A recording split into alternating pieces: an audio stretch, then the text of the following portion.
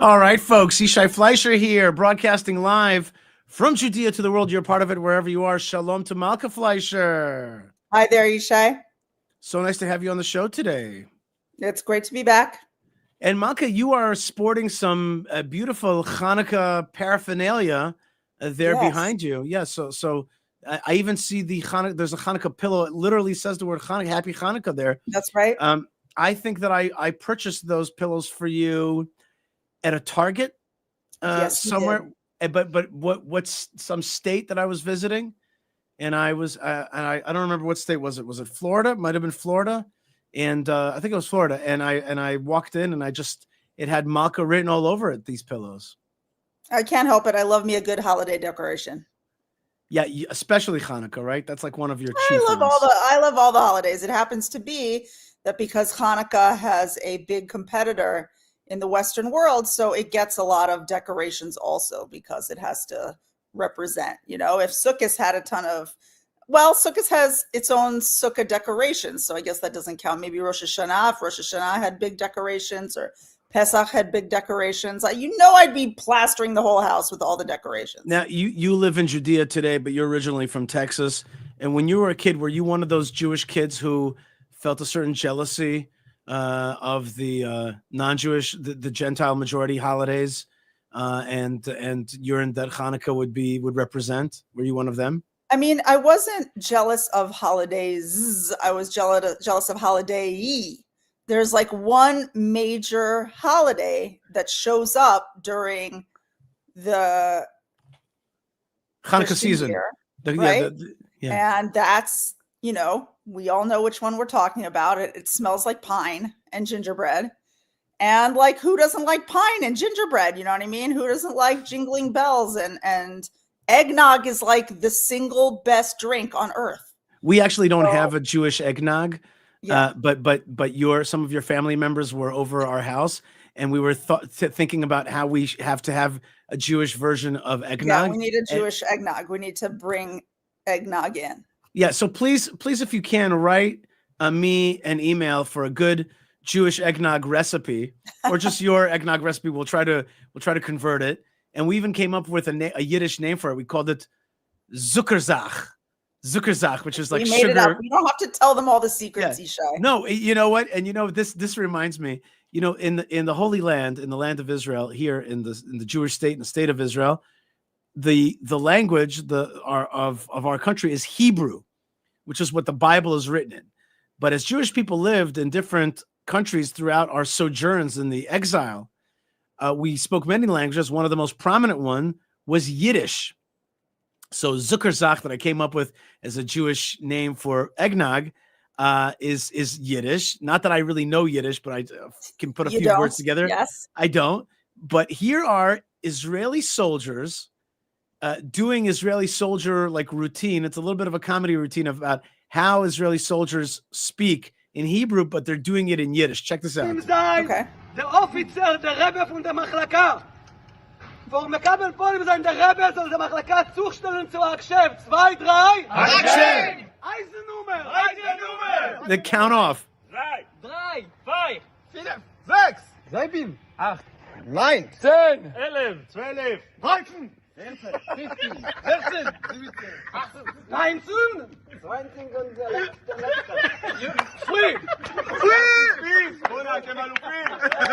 All right.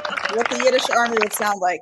All right. Well, the great part about that segment is that the Jewish army runs on Hebrew, but we remember our past and remember where we remember where we came from. So a little bit of Yiddish is important.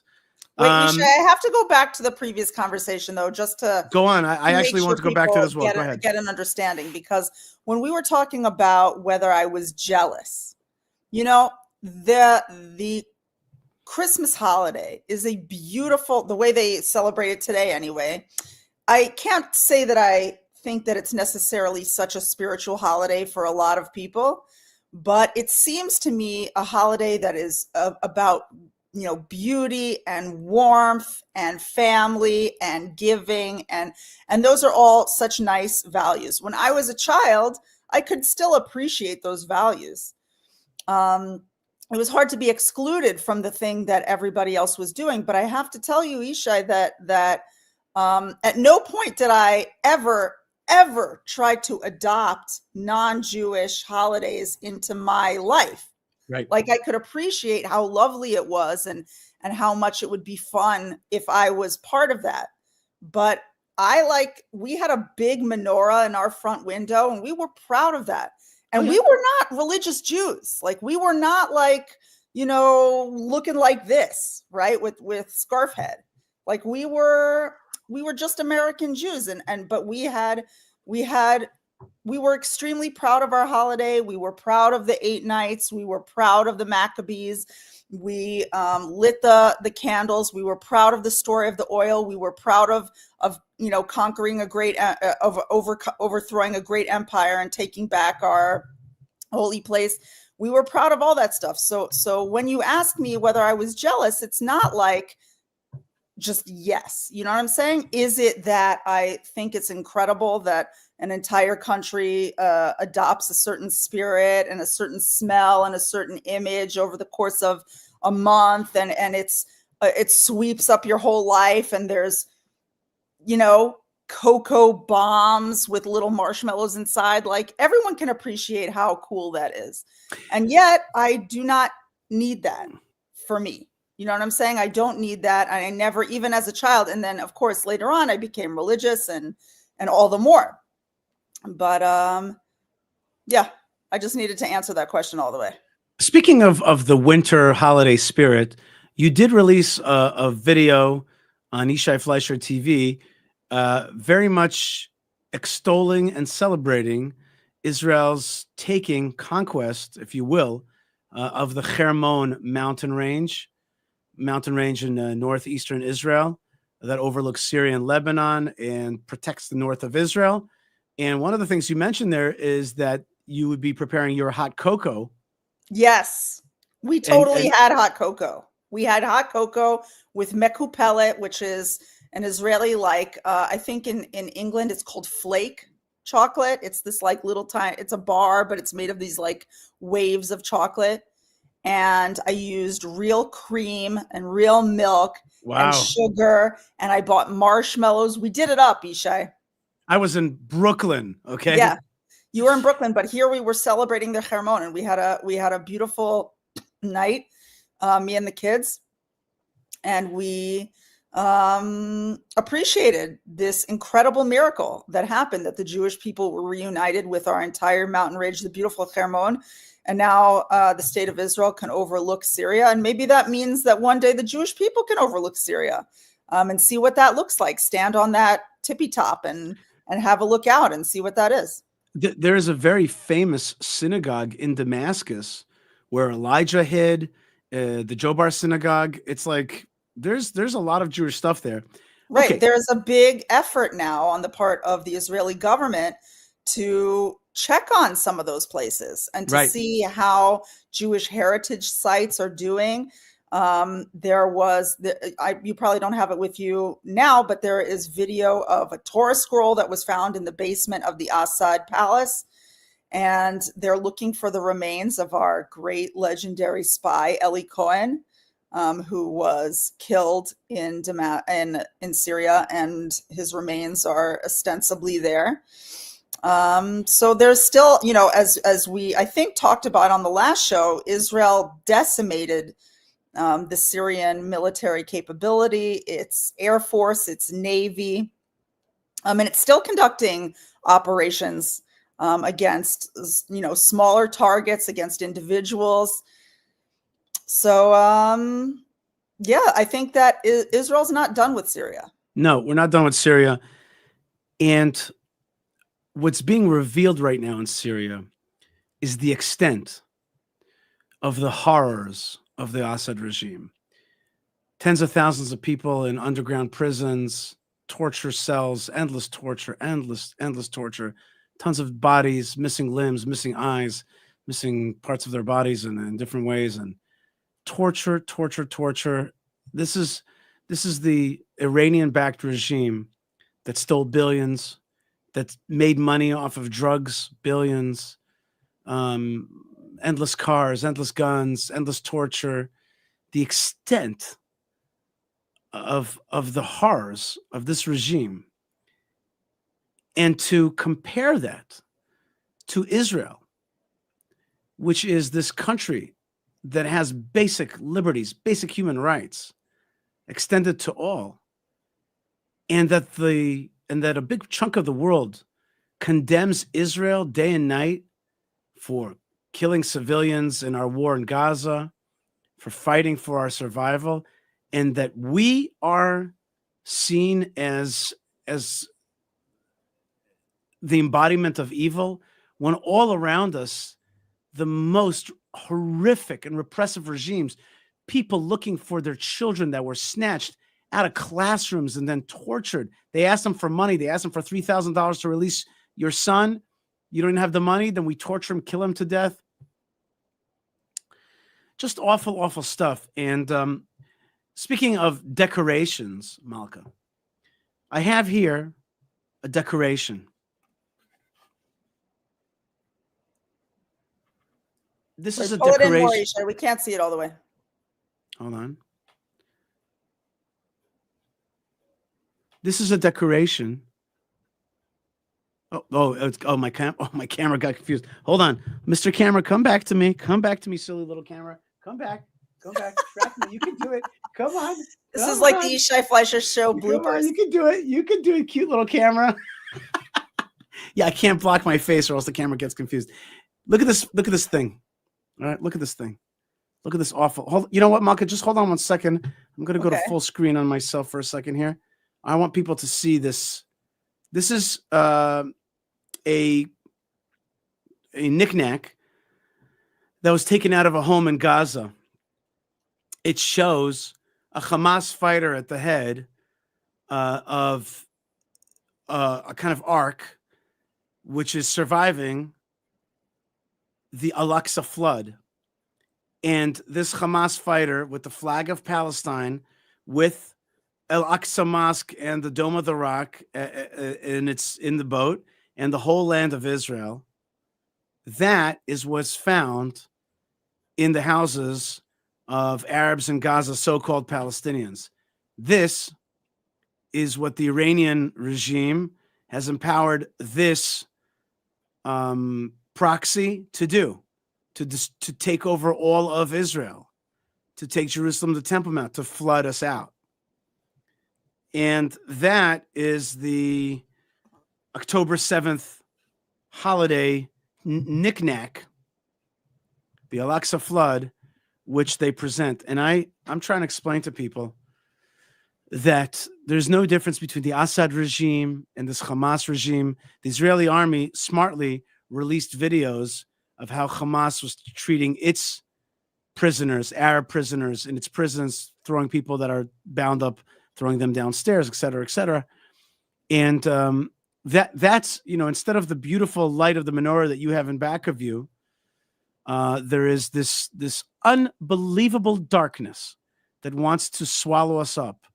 And the various useful idiots, or maybe complicit folks who are so-called progressives, are on the side of the greatest repression in this region. And Arabs like Musab Hassan Yusuf are screaming it. They're like, you're on the wrong side. You're not liberal or progressive at all. You're on the side of... Go ahead. I want to interrupt you for a second and bolster what you're saying. There was a recent study done by, I think, a United Kingdom think tank, which found that Hamas had been including in its numbers of war deaths people who died of natural causes. And they would also include, and they would take anyone, let's say somebody was 45 when they died, so they would say that they were 44, 43, or 42. Everybody, they would reduce the age so that people would feel more compassion that a younger person passed away. Right. And so it's just, it's so cynical, and people have just bought it wholesale. And I have to say that as this information is coming out, I really pray that people are doing some personal soul searching, because you and I, Yishai, like, there is no end to the number of people who call us liars and thieves and occupiers and murderers. We get called these kind of horrible labels daily. And we come to people and we look them in the eyes like this with the truth. And we've been called liars. And so when you see the liars and you see the reality, I hope for your sake that you're able to stop and say, wow, what have I been doing this whole time? Right. Who have I been accusing this whole time? What side am I on and why? Am I the kind of person who's easily manipulated? How did that happen to me? I got to make sure that I'm not that person. That's right. This is like a real introspection moment for the world.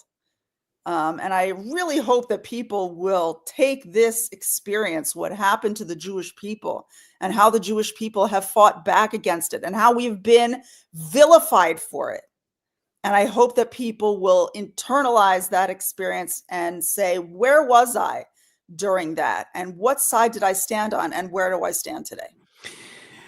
These are very good points, Malkah. And people understand that when you have bias against Israel and anti-Semitism, it's destructive for your own society. And incoming President Trump actually got up on stage and talked about the scourge of anti-Semitism, which teaches these very things, that teaches you to be on the wrong side. Here's what he said about the future of campuses in America. What I will do to defeat anti-Semitism and defend our Jewish citizens in America. My first week back in the Oval Office, my administration will inform every college president that if you do not end anti-Semitic propaganda, they will lose their accreditation and federal taxpayer support. So that is a serious financial disincentive for anti-Semitism, but it's not. But the phrase that's missing there, it's not that it's just to protect the Jewish people. It's to protect the health, the mental health of the country, and not to allow it to go into jihadism and fraudulent progressivism and etc. It's because whatever gets infected with anti-Semitism, it kills God, it kills rational thinking, it sends you down a horrible, horrible spiral. That is such an important point that you're making, Yishai. It is not just about the fact that Jews get mistreated. As a Jew, I don't want to be mistreated. I don't want other Jews to be mistreated. Getting mistreated is bad. But it is so much more than that. Anti-Semitism is evil. It is siding with lies. It is siding with darkness. And that is bad for the person who's doing that. Right. Don't do that. That's unhealthy for you.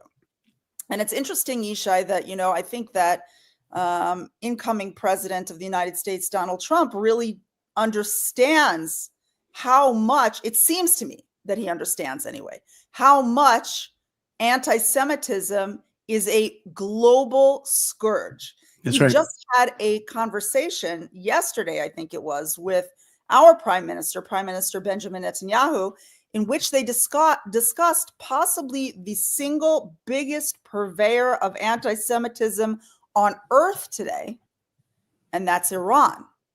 And they talked about the future of Iran. Now, for those of you who are geopolitically inclined, you know that the fact that Israel has cleaned up the military threat in Syria means that it is one step much closer to cleaning up the military threat of Iran. Iran is a global terror funder. It funds terror not just against Jews, although it loves to fund terror against Jews. It funds terror that ends up affecting people all around the world who are most certainly not Jews. And if we can stop Iran, which has made it somehow, instead of its mission to grow a nice country for its people, it's made it its mission to destroy the Jewish state and take over the world. And Malkah, and to torture Syrians. Right. And to torture Gazans. These people hate the very thing that they supposedly stand for. They suppress these people. They torture them. They steal their money. They steal their children. By the way, here is Congressman Corey Mills from Florida excoriating Anthony Blinken for tacitly sending money to the Iranian regime. Check this out. It's under your leadership, we have allowed Iran, the regime, to grow stronger than it's ever in its life. I'll give you some facts here. The Energy Information Agency said that Iran petroleum exports in Iran sold $144 billion in the first 3 years of your administration. Now, why is that number important? Well, because that is $100 billion more than what was permitted in the full 2 years of the Trump administration. You talked about we had to go forward with the Doha agreement. That was part of the, even though it was a conditions-based agreement, you couldn't prevent from pulling out of that. But you had no problem pulling out of Remain in Mexico. That's led to an increase in sex trafficking, fentanyl deaths, and illegal migrants. More angel families than ever.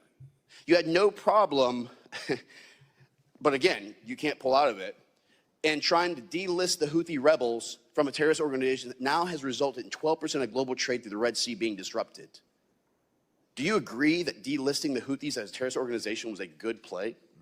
In terms of making sure that humanitarian assistance could get to the people of Yemen and that the Houthis were designated under multiple other So authorities, endangering American citizens while now that they're getting increased attacks as a result of your actual failures. And I can tell you with absolute clarity, sir, reclaiming my time, I can tell you with absolute clarity that Hezbollah got stronger while you were in office. Hamas was funded because of your failures to be able to impose necessary sanctions so that the Iranian regime couldn't continue to fund. I'm still talking, Mr. Secretary. You've had your time. You've had 4 years to destroy this nation. You and this administration. I will tell you with absolute certainty, sir, that America is better off with you not in office. That the Iranian regime will now finally start to weaken with stronger sanctions and with us being able to do our jobs for the Iranian people who are actually trying to lead a free democracy. I can tell you that Hezbollah, Hamas's leadership under Sinwar would not have been eliminated if they would have listened to Israel to what Biden had advised, which is ceasefire and stop. Hassan Nasrallah of Hezbollah would not have been eliminated if they would have listened to your leadership. And I can tell you right now that we are better off as a nation, we are safer as a nation, and our American citizens will be safer with you not sitting in that seat. With that, I yield back. Expired. Mr. Thank Costa you for your judgment. I wish you very good luck. Woo! Whoa, whoa, whoa, whoa. That is fire, huh? I see. That and I mean, God bless that you could talk like that. You know, that's what freedom is. It's just Yeah, that's awesome. good democracy in action there. Right. He was excoriating him. And justly so. Justly so. That administration simply funded Iran. That's a fact. Funded it, did business with it, grew its economy tremendously.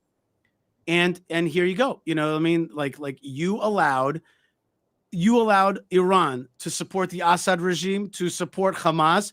These are really bad people, not just against the Jews, but against their own people. And then also they have tentacles into American campus and they brainwash the kids. I mean, the evil is just endless. And so it's really amazing to me that he was able to say that so powerfully, so truthfully, right to his face. And I think that the world is safer without Anthony Blinken being in power. And I think that now it's going to be time to get rid of these regimes. And look at this Assad regime. Look what's being revealed. Like the minute it's like some kind of like awful, like fake skin, and you tear it off and you see this like, you know, horrific flesh being eaten away and worms and stuff like that. It's like so evil, so despicable. And it was right underneath the surface. And the world's not so concerned about it. They're concerned about Israel. And that's why I really appreciated his rage, actually. Yeah. Because it is right to be indignant about this. These are real people's real lives. And, you know, as an Israeli woman, and for example, like I choose to wear a headscarf. I live in a country and I live in a culture in which that is my decision. That is up to me. And you have these women in Iran and like they are inspiring the world.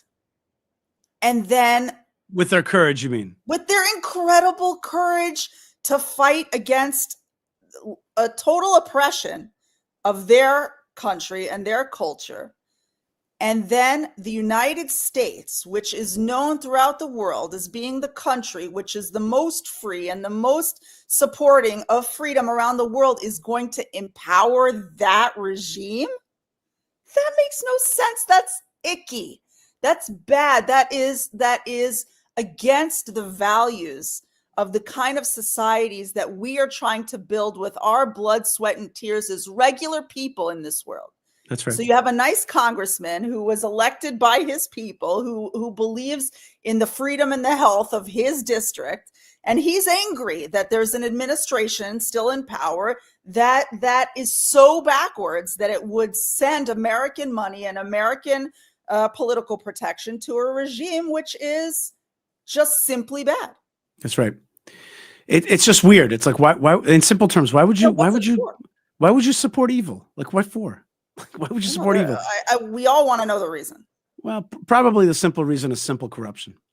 I want to say, Malkah, that towards the end of the live stream today, I will be taking questions. So you could start writing your questions, and my producers will start gathering them.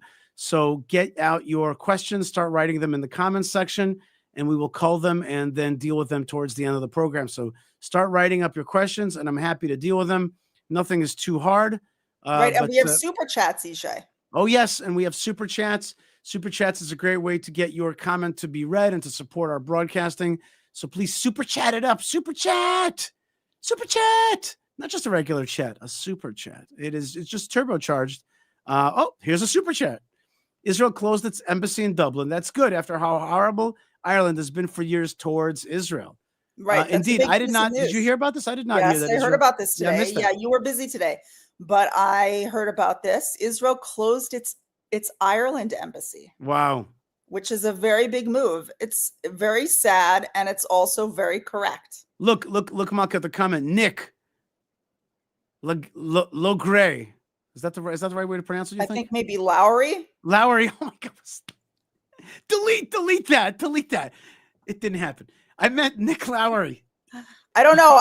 I'm guessing. Yeah. Anyway, run towards the comment. Me not smart. Okay. So Nick Lowry writes, just wanted to say, as an Irishman, I support Israel. We are not all blind here. We are not all blind. For sure. Thank you, Nick Lowry. I knew that. Thank you, Nick. That's awesome. And you know what? I really do believe in my heart that there's tons of good Irish people that love Israel. Right. Sadly, there's also tons that hate Israel. And good for you, Israel. You know what? You don't want some of Israel. You don't want some of Jerusalem in your life. You know, then don't. We don't have to have an embassy with you. If you hate us, then see you later. Like, right. I hope if you hate oh, look, and Darren says love and blessings from Northern Ireland. Okay. You know, Northern Ireland has been also very strong. There's been always a strong pro-Israel sentiment in part of Northern Ireland always. Folks, I want to remind you to like the stream. I do want to remind you to do super chats and to ask your questions. We're going to have a continued great program. Malkah, you are so fun to have on the show. You know that? Thank you. Wherever I go around the world, people say to me all the time, they're like, you're great, Yishai, but Malkah's even better. And really, Malkah, she's your Ezer Kenegdo, as we say in the Bible, which is like your good contra, because she keeps you in line. Yeah, I'm the guest that you have on the show that's not afraid of you. Yeah, that's right. Or I am afraid of you. Anyway, I want to wish you a big yasher koach for also your beautiful Hanukkah paraphernalia. Thank you. Well, you brought it for me. Thank you. That's right. And I even now on my recent trip to Brooklyn, I got you some more, Hanukkah napkins, Hanukkah plates. Yeah, just for the record, we totally have Hanukkah decorations in Israel, and they sell them in the stores. But it's fun when you go out that you bring cool. That's right. Stuff. I went to the famous Amazing Savings, a great store in America that has great Hanukkah stuff. So it was a lot of fun. Malkah Fleischer, thank you so much. People can write to you through me, YishaiFleischer.com. BB My King writes, congratulations, people of Israel. Love from Ethiopia. Wow. Thank you for watching. Thank you very much. And thank you for the wonderful super chat. And thank you for the congratulations. And hopefully Israel will be more, in charge of the Red Sea lanes. If we one day also control the Sinai as we should, and be closer to Ethiopia as we were once in the past. And so a lot of great things are in the offing. The Hermon mountain range is now in our hands. And so we have to continue with holding on to the land of Israel, pushing back on jihadism, and and getting strength and promoting and promulgating God's message in this world. Says entertains. Nick S. says, wow, so pleased to actually see both of you live. Well done, both of you. All right, Malkah Fleischer, thank you very much for joining us. And God bless you and have a great week out there. May God be with you in everything that you do. And thank you for everything. Amen. And with you. Shalom.